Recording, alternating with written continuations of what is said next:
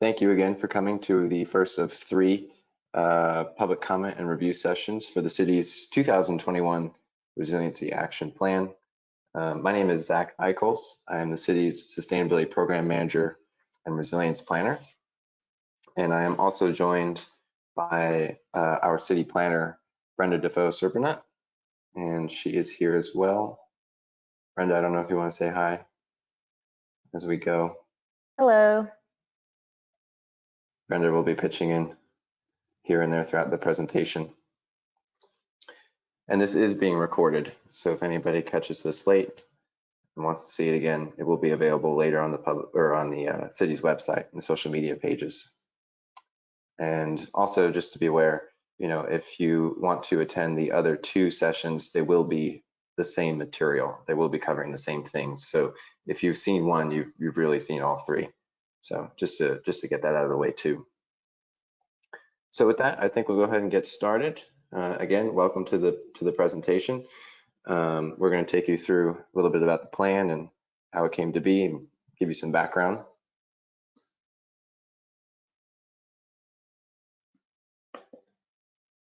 As soon as I can figure out how to move the presentation forward. There we go. Okay, so today we're going to be reviewing the need for a resiliency action plan, background material, and review of the plan development process. We will go over or do an overview of the plan as a draft and how it stands today. We'll do a section by section review. We'll go over the preparedness targets. We'll talk about what that is, and then we'll talk about some discussion and items for what happens after this. So just to start, this process has been going on for quite a while. The development process really started in 2018 when the city was awarded a grant from the FDEP to develop its first ever vulnerability assessments. The vulnerability assessment was done in conjunction with the East Central Florida Regional Planning Council. And the purpose of it was to examine the impacts of sea level rise and flooding within the city of Cape Canaveral. The vulnerability assessment employs several models developed by the U.S. Army Corps of Engineers and NOAA to project possible sea level rise scenarios and the respective impacts on the city. The timeframes evaluated as part of the assessment included 2040, 2070, and 2100. The report also models future sea level rise and its effects on storm surge. The development of this assessment involved public meetings, public outreach via the city's social media channels, and an online survey, which was able to get several hundred participants to take. And it took the better part of a year to develop the assessment from start to finish. And in August of 2019, the assessment and its results and its recommendations were unanimously accepted by the City Council of Cape Canaveral. That same summer, staff began researching and developing a resiliency action plan that would take this assessment's recommendations and turn them into actionable targets for eventual adoption and implementation in order to mitigate and better prepare the city for current and future hazards. So before moving forward, I wanted to briefly summarize some of the vulnerability assessment's conclusions and recommendations, as these played a direct role in formulating the resiliency action plan. So just some highlights based on the vulnerability assessment. The city can expect anywhere from 5.15 to 8.48 feet of sea level rise by the year 2100.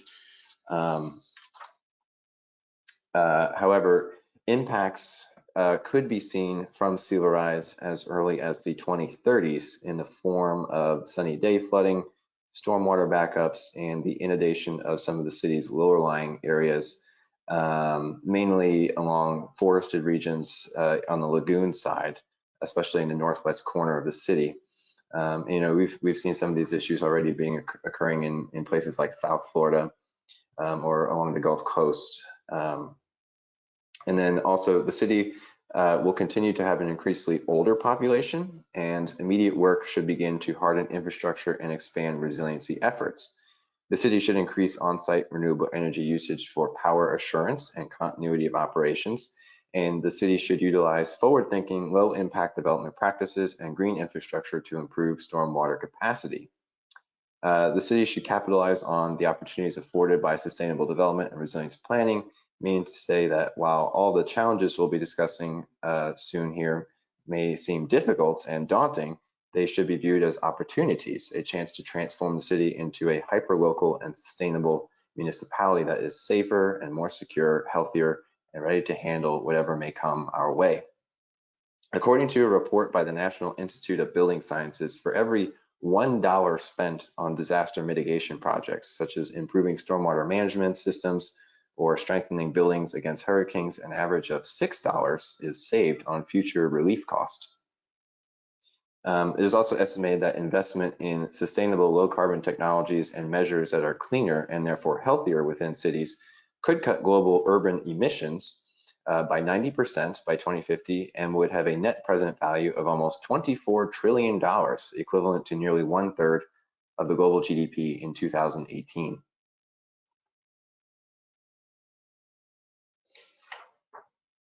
So given the extensive background, scientific background and public comment provided through the development and completion of the city's 2019 vulnerability assessment, the document provided an excellent backbone on which to develop a resiliency action plan in order to turn its various recommendations into actionable targets to strive towards. And today, after about a year of work, or 2 years of work, I should say, we are finally able to proudly present a working draft of the city's 2021 Resiliency Action Plan to you, the first such document in the city's history. So now let's give some context and further supporting information as to why the city needs a resiliency action plan to help set the stage for what we and our residents can expect moving into the century. If we adopted our own, we would join a growing list of municipalities that are developing and implementing such plans due to many of the same reasons I will touch on in a moment.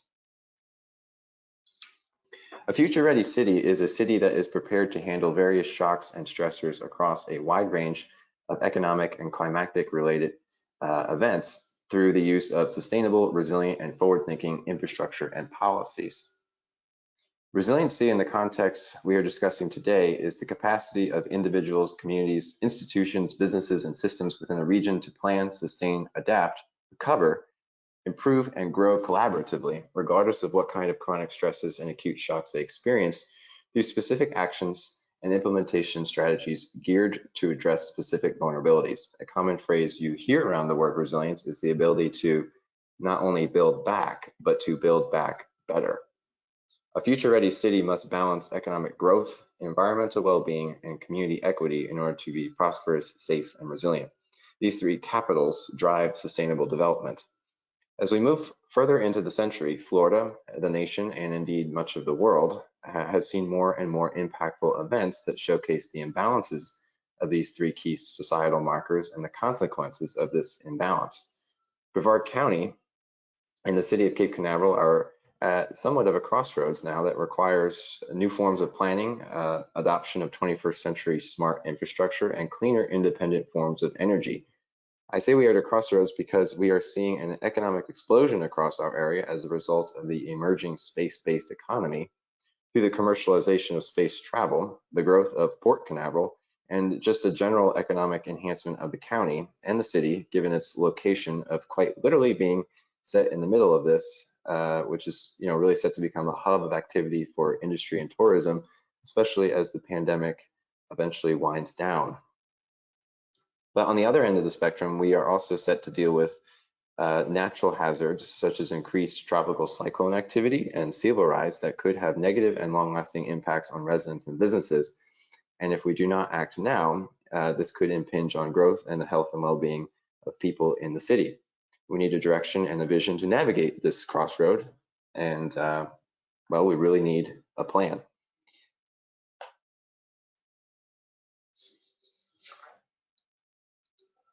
Let's briefly discuss the challenges presented by each of the three capitals mentioned in the previous slide, but boiled down to the local level of the city that necessitate the formation of an action plan economically, environmentally, and socially. Here we'll start with some economic challenges. To briefly hit off some points, the city faces a general increasing residential population and an expanding number of visitors and tourist populations, increased industry and more transportation in and around the city. Again, this is mainly due to an expanding Port Canaveral, the commercialization of space travel, and a general uplift in economic activity across Brevard and Central Florida. We are an economic gateway into the Central Florida area. A regional multimodal hub, as you can see in the graphic on the left of the slide here, which comes from the Space Coast Transportation Planning Organization. As you can see in the lower right graphic, Brevard's population is projected to continue to rise, nearing about 1 million people by 2050. This projection comes from the University of Central Florida's College of Business Administration's Institute of Economic Competitiveness. What impacts does this population increase have on our city, on our environment, and on our infrastructure? Are we prepared to handle this expansion and growth and have an economy that is diverse and resistant to shocks and stressors while also being focused for local growth and opportunities? So this economic growth comes on the back of increasingly demanding environmental challenges, many of them our own doing. But in that fact is an opportunity to remedy these challenges and all the while guide the city towards a more hyper-local, environmentally minded set of infrastructure.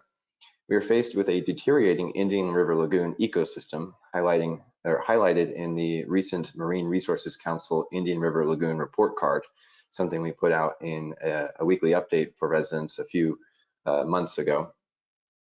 The Indian River Lagoon occupies 40% of the Florida's east coast, comprises 6 counties and 39 cities, and is estimated to generate $7.6 billion annually for the Florida economy.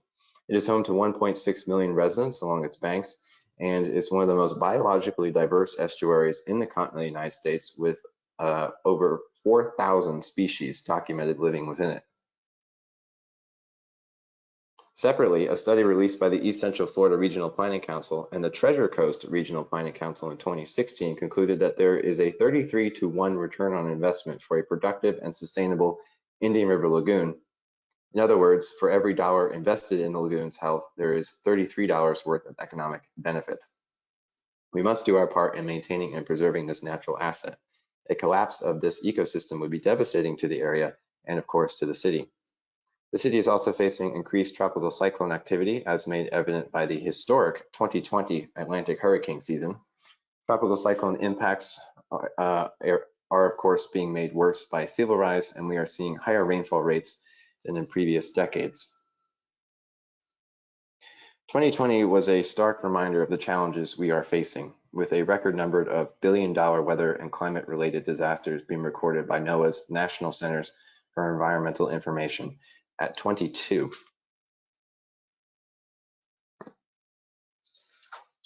Together, these disasters resulted in about $95 billion in damages, continuing an increasing trend of not only more disasters being observed, but higher associated damage cost totals.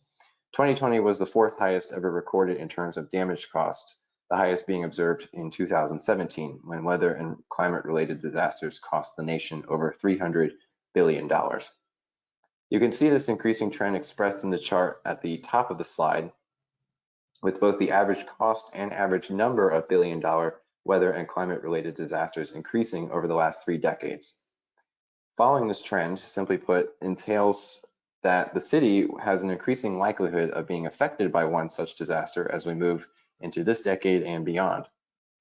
The reasons for this increasing trend is, as stated by NOAA's National Centers for Environmental Information, is, and I quote, due to a combination of increased exposure, i.e. more risk, more assets at risk, I should say, vulnerability, i.e. how much damage a hazard is given,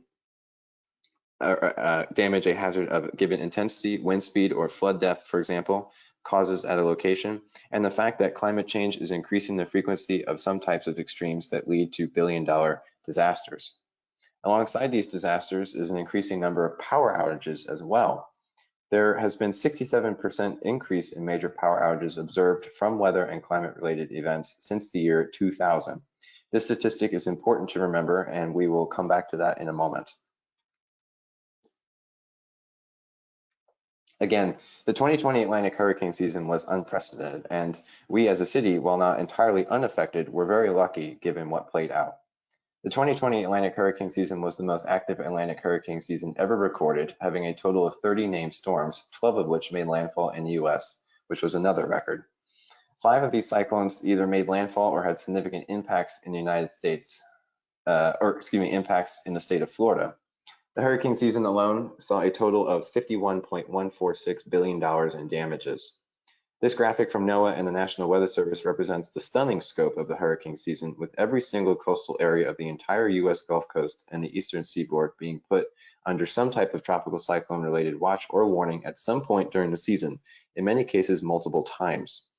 Warmer water temperatures are fueling more powerful storms, and there is evidence to suggest that on average, hurricanes are actually slowing down with their forward speed, creating longer lasting impacts and increased chances of flooding events.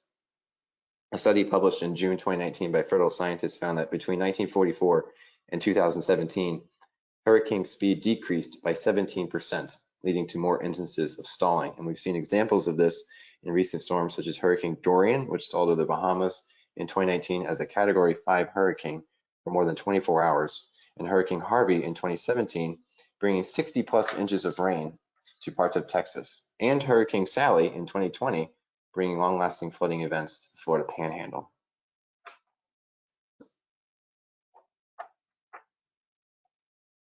Sea level rise, which is being observed across the globe by satellites, tide gauges, and visual markers, is also compounding the effects of these storms, making their storm surges higher than they normally would be.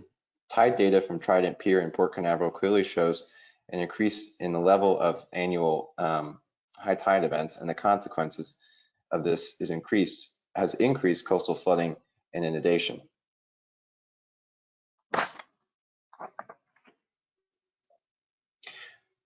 Trident Pier's tide gauge saw a 2.69 foot rise in water at high tide last year in September, causing most of the city's beach to flood and waves impacting the beach's sand dunes. This was the 4th highest water rise recorded at Trident Pier, behind Hurricane Irma in 2017 and Hurricane Francis and Jean in 2004. This was in part what led us to double the number of sea oats we actually planted on the beach earlier this year to 20,000 along the city's dune line. With flooding already a concern among residents and staff, this increasing level of flooding events must get our full attention, and we must plan for a future that will likely have much more water in it. Now, socially, the city faces an aging population that brings a whole host of other issues, one of which being safety. We know a number of our residents are disabled, elderly, or do not have access to a vehicle for travel. Remember the statistic I gave about the increasing instances of weather and climate-related power outages? Well, this is where that statistic comes into play. Power outages, especially in the summer months, are potentially very dangerous to the elderly within only a relatively short amount of time, heightening our need for more hardened and resilient infrastructure and services that can operate independently of the mainland if need be. There are rising costs of living and goods. There's a possibility of decreased access to basic needs, especially in a post-disaster situation, given our position as a Barrier Island municipality. This position makes us already inherently more vulnerable, and the COVID-19 pandemic has certainly put such supply chain shortages front and center, showcasing the risk disasters pose, especially to our most vulnerable.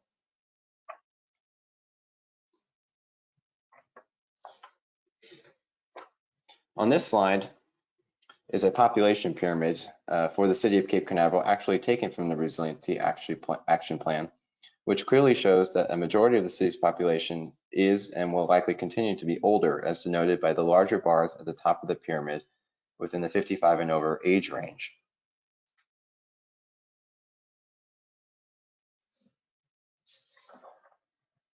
And before moving forward, Brenda, is there anything else you would like to add?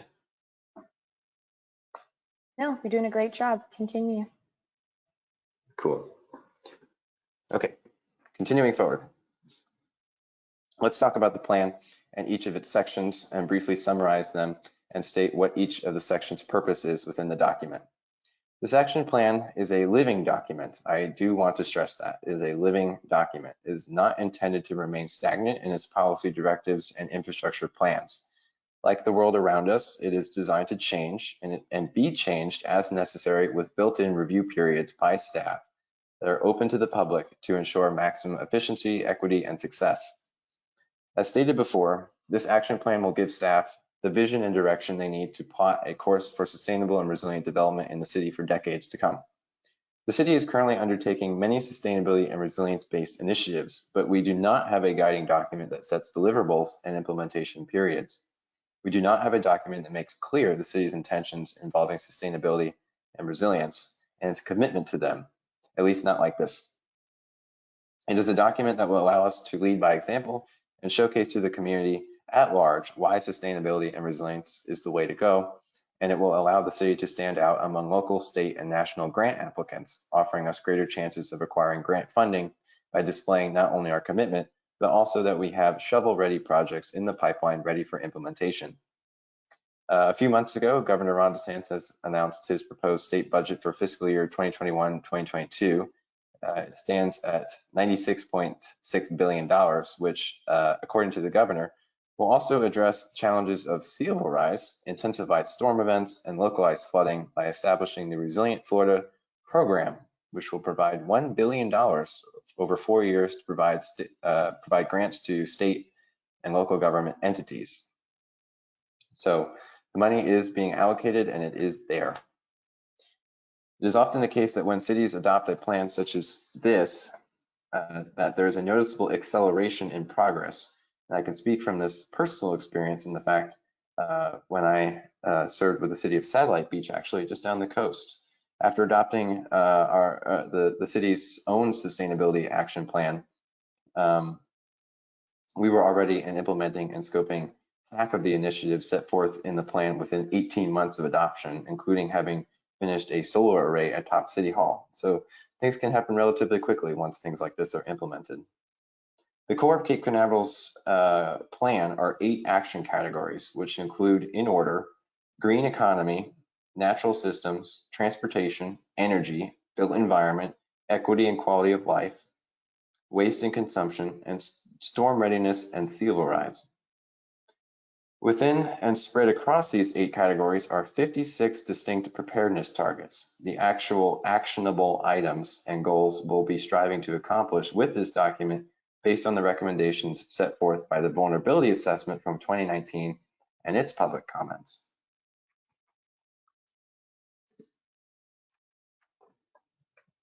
So now let's do a brief section by section overview of the action plan. First in the document, we have the Cape Canaveral vision statement. Then we have a message from the city to the community, a letter meant to speak to both those living here now and in the future. Then we have an executive summary that of course summarizes the document and its goals. Next is a discussion about the city's demographics, highlighting some of the city's more vulnerable populations. The next 2 sections focus on the need for resilient and sustainable policies in much the way we've already done here today. In the next section, from state to local, policies already driving change, we discuss some of the state and federally mandated policies that we must follow and comply with already, and how adopting this action plan will help us to continue to do so. The section after this discusses the city's vulnerability assessment and how it shaped the action plan. And then we have a section that summarizes some of the past and ongoing sustainability and resilience-based initiatives the city has conducted.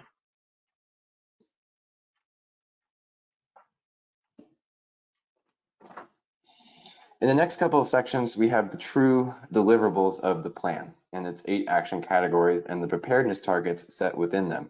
We'll talk more about the preparedness targets in a few moments. This action category, or these 8 action categories, are designed to encompass a broad range of socioeconomic and environmental topics that, addressed all together, can allow us to fulfill our goals of making a more sustainable and resilient municipality. First in the list of 8 is green economy. This section discusses why it is important to promote and expand a green economy within the city, or one that is hyperlocal, diverse, encourages environmental stewardship, and utilizes while maintaining natural assets for ecotourism. Next is natural systems. This category will help the city take actions in the prevention and mitigation of its surrounding natural systems, both land and water, while also improving its resiliency through the implementation of green infrastructure like increased stormwater capacity, tree plantings, and living shorelines. Next is transportation. This category reviews the need for improved transportation infrastructure that is accessible, moves the city beyond purely car-based transportation to be more bikeable and walkable, and prepares the city for the continued adoption of alternative fueled vehicles, both around the community and for the city's own fleet. Next is energy. This category reviews the need for cleaner, homegrown renewable energy systems that provide power assurance, continuity of critical operations, lower utility costs, and reduced emissions. It sets targets for moving facilities towards renewable energy and providing residents with the means to do so as well.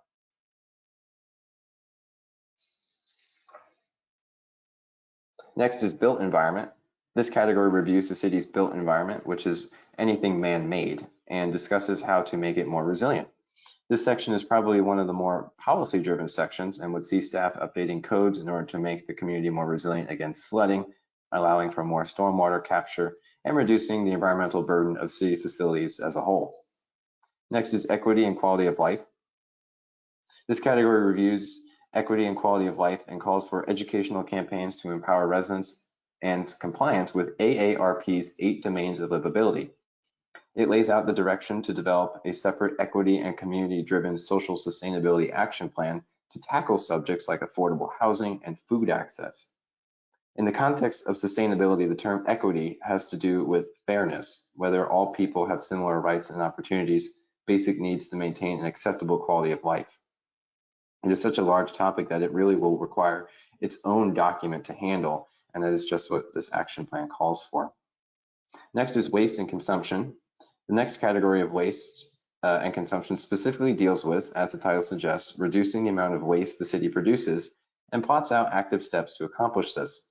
The planet is suffering from a waste crisis. Solid waste pollution, mostly in the form of plastics, is overwhelming natural ecosystems and threatening to now even cause harm to humans as plastics make their way back up the food chain. Curbing our waste and utilizing long-lasting, environmentally friendly alternatives is vital to reducing our impacts. And finally, we have storm readiness and sea level rise. This last action category reviews issues relating to tropical cyclones, flooding, and sea level rise, and plots out various mitigation steps and infrastructure hardening projects intended to reduce impacts, especially at critical city facilities such as the water reclamation facility, that could reduce damage costs by hundreds of thousands or even millions of dollars. Then we have a list of all 56 preparedness targets and appendices after these action categories. The 3 appendices include a listing of critical facilities compiled in the city's vulnerability assessment, references, and a glossary of frequently used terms.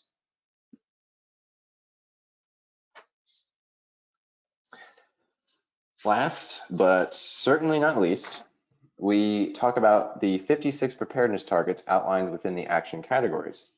There's no reason for there being 56. This just happened to be the number that there turned out to be when writing the document. There can be more or there can be less, but we thought that this was an appropriate and manageable number to begin with, as some are extensions of projects that we are already undertaking while others are entirely new. So, what is a preparedness target? Well, it's an actionable, living target set within the plan to provide policy direction for staff and leadership for the community. They are categorized with 4 different implementation periods, which are current and ongoing, 5 years, 15 years, and 30 years. The reason these targets go out until mid-century, 2050, is because this is considered to be a safe buffer period between when the city can implement and accomplish meaningful mitigation strategies, mainly in regards to sea level rise, before the worst effects are realized sometime in the 2060s and onwards, according to the city's vulnerability assessment. It allows us ample time to make the changes we need, allow for proper budgeting, and proper scoping of projects, especially larger capital projects. Preparedness targets are to be assessed every 5 years via a staff review, essentially auditing the action plan, ensuring the targets we are striving to meet are actually being met and how successful their implementation is. Plan updates would be made public and there would be a public comment period to seek community input. The status report would also be developed to showcase where each preparedness target is in terms of implementation and/or its success. This 5-year review is also an opportunity to remove or change preparedness targets as needed for whatever reason. Perhaps one has been successful and is no longer needed, or one cannot be fiscally completed. Each preparedness target in the plan is broken down into 5 subsections. The target is stated, the purpose of the target is outlined, the implementation period is stated, and a brief description of the target's implementation strategy is given. A measure of success is stated that will assist with future reviews. I also want to make clear that really none of these 56 targets as written in the plan currently and explicitly call for regulations and/or banning of anything among residents and businesses. We do not believe in the city of Cape Canaveral that moving to put in place overbearing regulations or bans is the answer to see the change we want, especially when it comes to sustainability and resilience. Regulations and bans can be scary to individuals, and some may not be able to handle them economically speaking. The vast majority of targets only apply to city infrastructure, internal staff policy changes, and allow the city to lead by example for its residents, with us providing assistance educationally for whoever may want to follow our example. Some targets may also seem somewhat vague, and this is on purpose, as this allows wiggle room to work and scope out what we need based on real-world assessments that will eventually need to be conducted to implement some of them, which could cause them to change. Many of these targets actually serve to empower residents and businesses, allowing change to come organically through real-world examples set by us, which will hopefully result in natural community buy-in as we progress further along with the plan's initiatives. A great example of this and how much of the targets work is the city's annual sea oats planting event. This is a city-led program that empowers residents to be a force for good through a sustainable and resilient initiative that now sees massive community support and buy-in. People understand the need for sea oats, they wholeheartedly enjoy the event, and it fosters great community outreach and provides a very tangible benefit to the entire city through its protection of the dune line. Now imagine this program but extended to other things like tree planting programs or native plantings along the lagoon, solar initiatives, oyster gardening, enhancing recycling programs. If such buy-in and support can be extended across other sustainability fields such as these through our leadership and actions, then imagine the possibility for good we can foster for residents both now and in the future. I also want to add this plan is not the end all. We are talking about topics here that are so vast and encompassing that some will undoubtedly need their own spin-off documents, policies, and even other plans. Take, for example, preparedness target number 22, which calls for the city's own vehicle fleet to be transitioned to cleaner alternative fuel vehicles by 2035. Well, we obviously don't have the space in this action plan to plot out how we will do that. So, that would require its own plan of development to seek out how that could be done. And we have 15 years to make the changes as put forth in the target that calls for it. So this is a good example of how a document might be spun off from this action plan's original targets.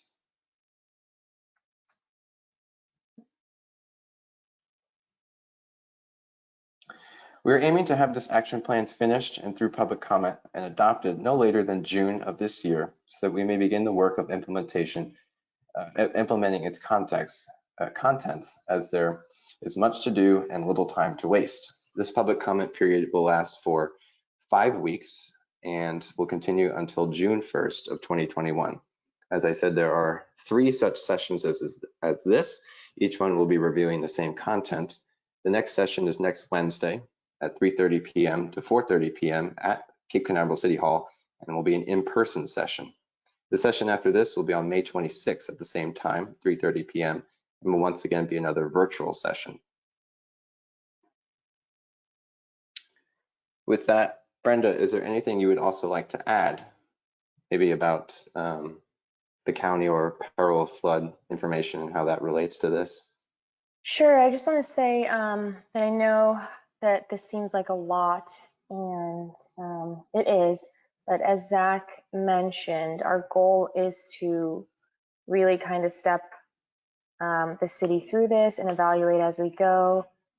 This information is based on the best available information we have at the time, so things will probably evolve and change, but our goal is to lead by example. So that leads me to some other projects we're working on. I just wrapped up a project, another DEP funded project to look at our comprehensive plan, which is a state mandated document. It usually drives how cities or municipalities are developed. So hopefully we'll be presenting that to our board and to council maybe toward the end of the year, or maybe next year. And the changes within the comp plan are really important because they're in line with a the peril of flood legislated the law in Florida. This was passed in, I believe it was 2015, if I recall correctly. And it spells out things that cities need to do if they have a coastal element in their comprehensive plan. And in general, it says that we need to have a willingness to look at solutions, whether they be engineering or natural solutions that lessen the hazards that result from flooding. And so those are some of the next projects we're working on. But other than that, yeah, if you guys have any other questions, feel free to ask us at any time. So thank you, Brenda. Yes, if anybody is looking, oh, sorry, I was on mute. Thank you, Brenda. If anybody is looking to submit,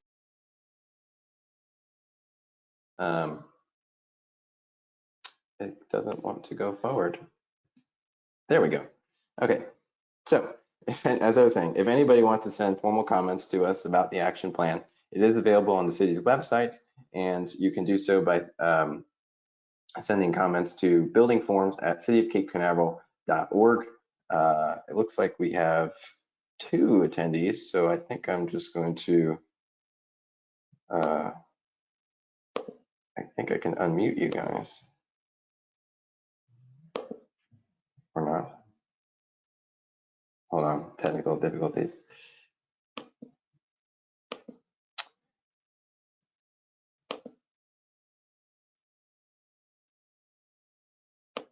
Okay. I'm not, Brenda, I don't know how to unmute them.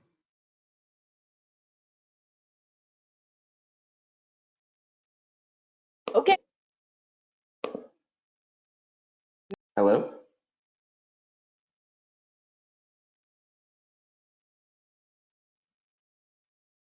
Unmuted. That's good.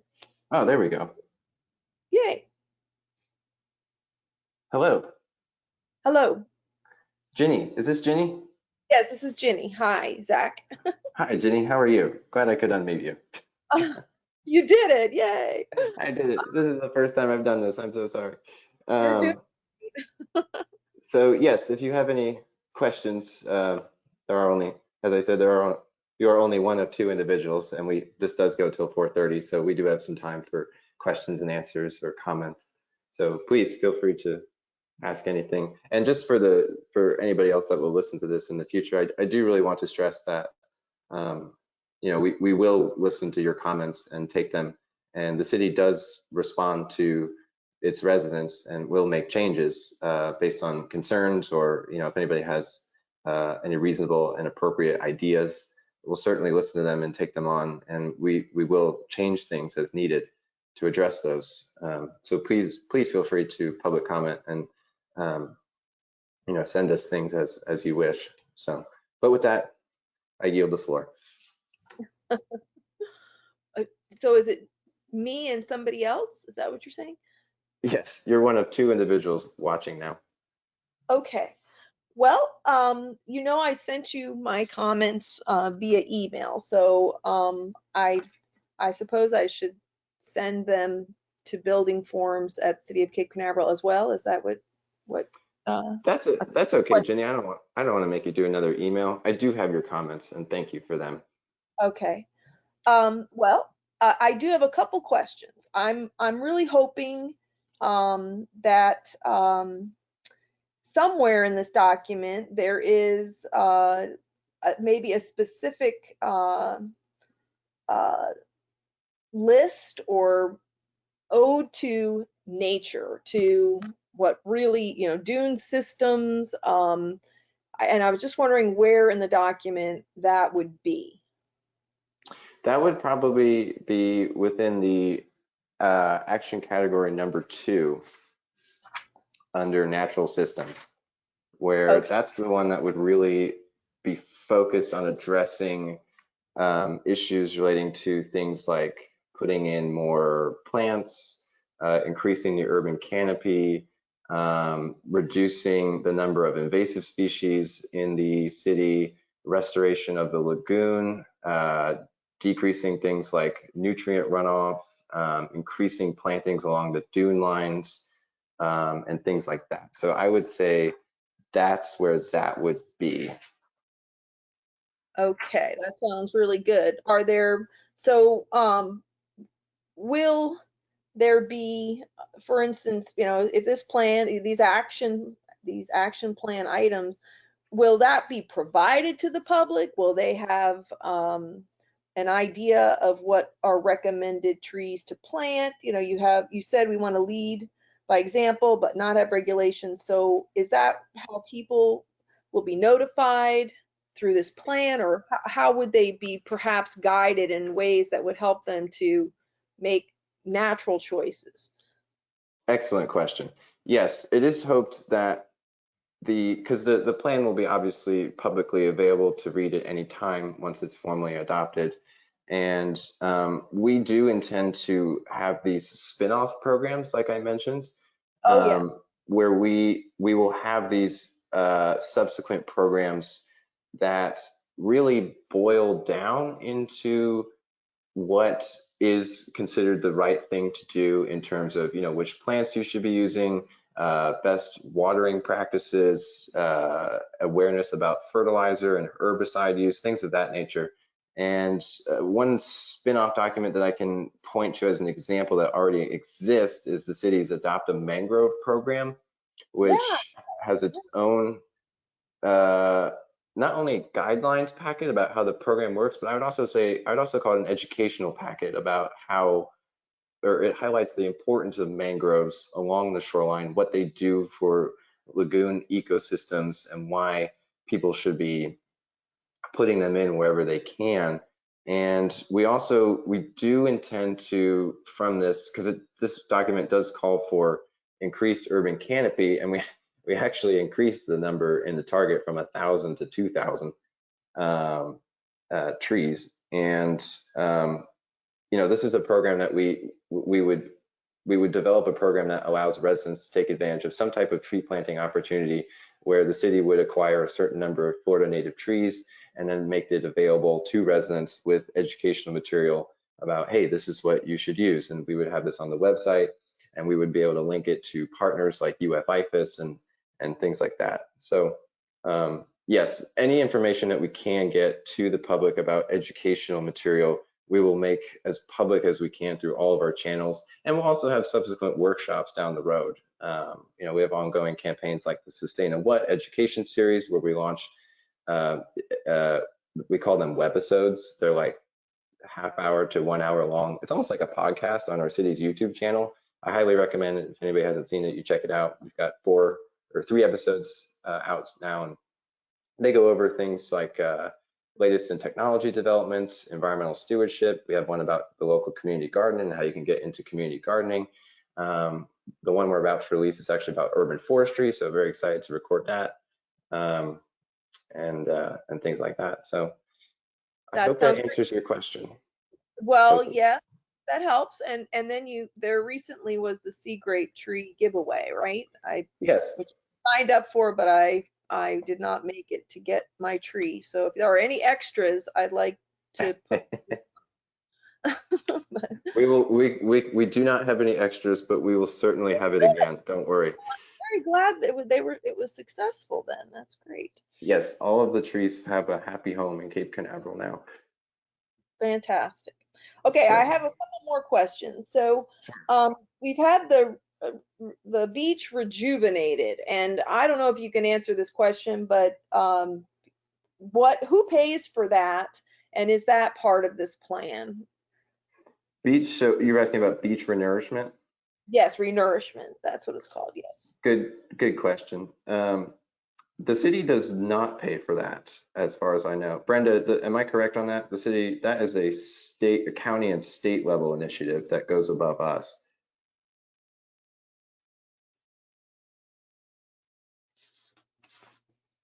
Brenda? She gone? I can wait for that answer. But Okay. you say, Yeah, in the meantime, yeah, I just waiting for her to confirm that. That is generally a county and state level initiative that they do. And the resilience plan itself doesn't have anything related to beach for nourishment for our city beaches. Um, okay, that would be that would be way outside the scope of what we can do, just because of the scale of construction that requires and the cost that requires and the frequency of how often it's done. That's just not, we just couldn't do that as a city. So that's left to higher government entities than ourselves. okay. I have a question. You said that the Resilient Florida is going to give $1 billion to the state. I think that's what you said. Was it this whole Yes, state? state and local entities. Okay, and so recently there was some federal money, a federal law passed that was supposed to include, specifically it said resiliency plan funding, and I was wondering if Cape Canaveral has any idea how much to expect from that. Do you know the specific name of that federal action? That wouldn't be the American Recoveries Act, would it? Or Uh, plan? it may have been, yes, may have been. Okay, I Uh, don't know offhand if the city will be seeing any money from that, but I can certainly check in and see and follow up with you. okay, that would be great. And then you were saying that energy is an issue, and of course storm frequency, which we know is going to be happening. Is there any talk of burying these power lines in the city of Cape Canaveral? That's a great question. Um, I wish I had the answer to that because I would like to know that answer too. Because the city's power lines are operated and maintained by Florida Power and Light, Right. and I don't know if the utility is planning on doing that in the city. I think they are exploring that as an option. I know they did a project, I think, in Palm Bay recently where they showed that they can do it with minimal disruption to the communities, where they do a directional bore, which doesn't involve digging up the ground, which is nice. Hmm. So I don't know. I know that they're right now investing in hardening the existing utility pole above ground poles to make them stronger, switching from things from like wood pilings to concrete pilings. And a good example is if you look across the lagoon, driving across the 528 causeways, the utility lines that you see on the north side of the bridge are new. They're larger and they're taller and they have a little bit more girth to them to be able to handle more storms. So that's good. But I don't know offhand if they're planning to do anything in Cape Canaveral with burying their power lines. It's That would be probably, it just seems logical to do yeah, that. it There are does. buried, they are buried, and it's just much more resilient to the wind that we get, from storms. So. Definitely. Brenda, can you hear me now? Yes. All right, did I mute you by accident? Yeah, you did. I couldn't unmute myself. I'm so sorry. That's Brenda, do you want to okay. circle back to the beach for nourishment question? Yeah, your answer is generally correct. We don't Okay. fund that. It gets funded. It's usually a mix of federal and state funding, and then it gets funneled down to the county levels. And then it happens because beaches are generally public domain in all of the state. So it's not necessarily local municipality funded. Great, thank you. Very important. Brenda, And can you yeah, speak I to just the want to, power line question? that's what I was going to make a comment on. We have gotten this question before. I think what I would say is that sure, the knee jerk is to say bury them because that makes sense, but you also have to think that we are a barrier island, and if we if we see the results of some of the things we're talking about, then burying them is not necessarily more efficient for us or more resilient. Because if we have, issues with water table and rising waters, that might not be the best, plan. But like Zach said, I don't know what FPL's plan is, but I know they're definitely hardening, and strengthening the infrastructure. But to say that they would be burying all the lines, that's not something we can answer. I was going to make that point too, because I know when I used to work for Satellite Beach, they were running into issues of line submersion underground because the water table had risen so high. Right. Where some of it wasn't power lines, but they were sewer lines and water mains were underground, but essentially floating in the soil. And that was leading to a whole host of issues when they went to go redo it. So that moving forward with a rising of the water table in general, that probably will be more difficult to do, at least on the mainland. Right. Which is why in the plan we call for, as you've probably read, Ginny, the ability to have on-site renewable generation to fully or at least partially keep the load going to ensure some type of continuity of operations, and we can mix that in with battery storage systems or a diesel generator that can continue operations to maintain communications, maybe allow the public to come, get some air conditioning, get a cell phone recharge, things of that nature. Right. That makes sense. Good questions. Thank you. Now, you are now the only attendee, Jenny. So. I am the only one? The only one. Oh, darn. Thank you for caring. I was just gonna say the other person needs to ask a question. Give up the floor. Okay, but so Zach, I haven't looked. I don't know if you've made any changes since our little exchange on email, but have lights, the lighting. I didn't notice any of that as part of this plan. I guess lighting. I had difficulty. I bought a place in actually it was like between Cocoa Beach and Cape Canaveral, and my neighbor put up these giant lights that did shine upward. I was in a second story and they were shining in my windows. Anyway, I've noticed that those kind of lights, like at the tennis court, if they're on at night and it's a cloudy night, it illuminates the beach like crazy. And I think that part of this is, that we care about turtles. Is that in this? Mm-hmm. So I was just hoping that there was something, maybe a shift toward red light, the red light spectrum versus. We already do that. You already do that in. When it's turtle season, when it's sea turtle season, the lights get switched out or turned off, especially along the beach. As you move, further away from the beach, that's not necessarily the case, but that's something we already do. We have code in place for that. Yeah, that's in our city code as well. Correct. Okay, so that's not in this plan. It's already part of the city and. Correct. So what do you know? Okay, so I was just wondering because like I said, the tennis courts, for instance, I've been at the beach on a summer night and the lights from the tennis courts were making the beach illuminated. So I was wondering if there's a distance from the beach requirement, I guess. Well, I'm not sure what tennis court I guess you're referring to, because the only tennis court we have in the city is toward A1A. The Nancy Hansen ones?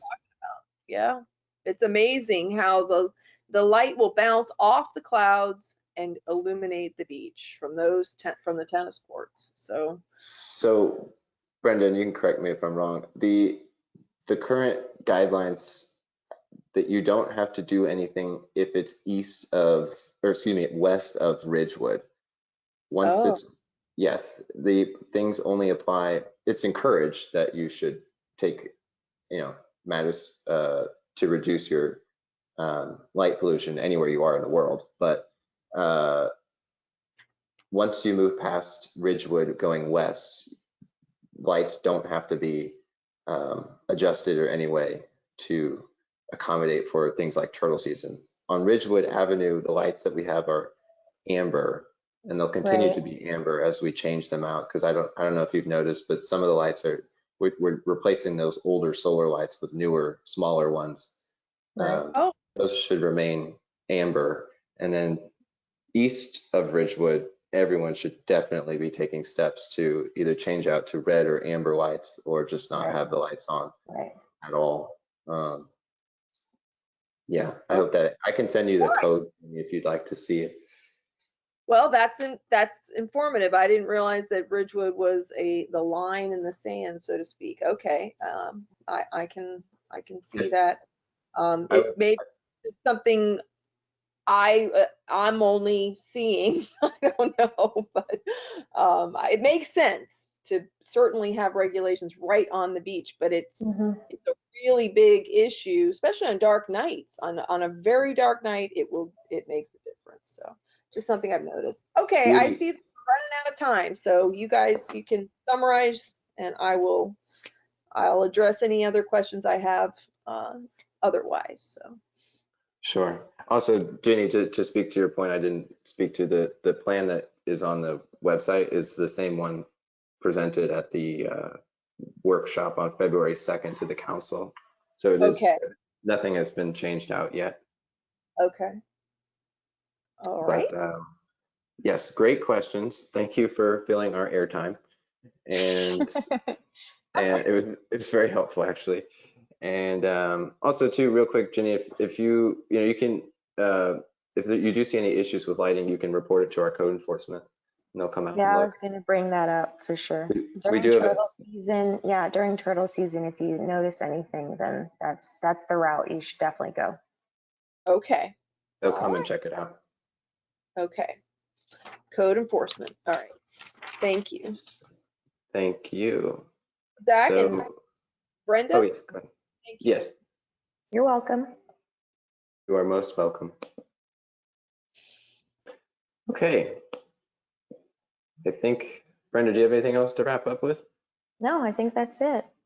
Great job, Okay, Zach. cool. Thank you. Thank you everyone for participating. If anybody has any questions or comments, please feel free to use the email address that is being shown on the screen right now. And as I said, there will be 2 additional public comment and review sessions for this action plan before it is presented back to council for eventual adoption, hopefully in June. But the content covered will be the same. So if you've watched this or watch a recording of it, it will be the same content. But if you'd like to come and hang out with us, that's fine too. We will be here to answer any questions that you may have about the plan or anything else. So with that, thank you for attending and have a great day. Bye, everyone. You too. Bye-bye.